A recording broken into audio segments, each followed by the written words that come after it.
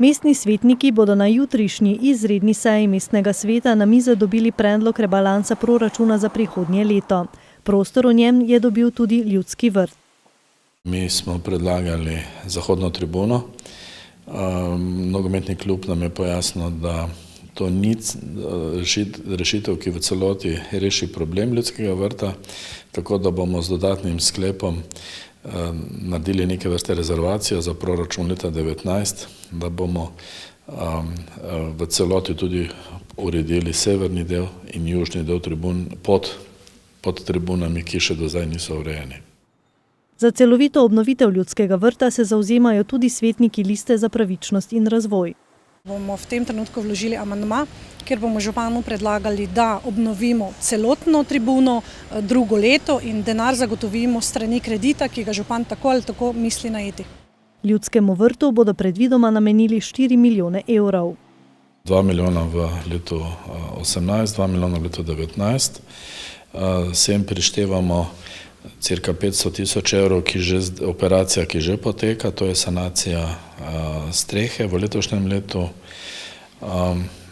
Potem je pa še 500 tisoč evrov v letu 2018 za menjavo trave v Ljudskem vrtu. Dobra 2 milijona bodo zagotovili z rebalansom proračuna za prihodnje leto, ostalo pa v letu 2019. Imamo potem v letu 2019 različne možnosti. Nekaj je povečana dohodnina, nekaj je prodaja policijskih postaj v letu 2018, nekaj pa je denar, ki bo takrat na razpolago, ker pač ne bo nekaterih drugih investicij. Ukolikor bodo mestni svetniki sprejeli predlagani rebalans proračuna, bi bila stara tribuna Ljudskega vrta, ki je bila zgrajena leta 1962, bliže celoviti obnovi. Če bo investicijski projekt potrjen in ne bo zapletel s pridobitvijo gradbenega dovoljenja, bodo obnovitvena dela stekla v prihodnjem letu.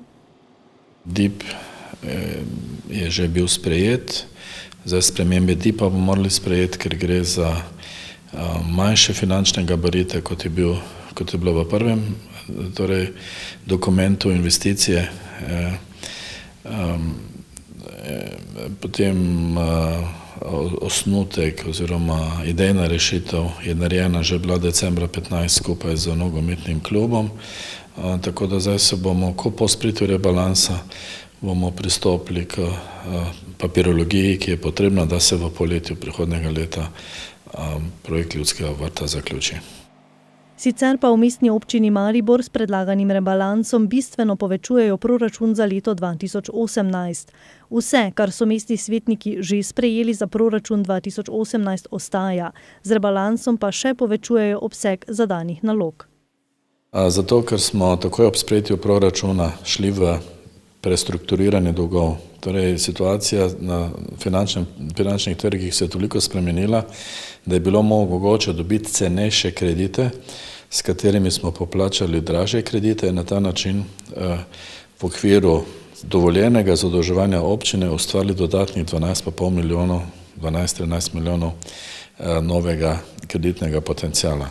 Ta denar bodo namenili za projekte, ki jih peljajo skupaj z državo, Evropsko unijo in še dodatno financiranje projektov, za katere še niso imeli virov, ko so pripravljali proračun. Mednje sodi prepotrebna celovita obnova Ljudskega vrta.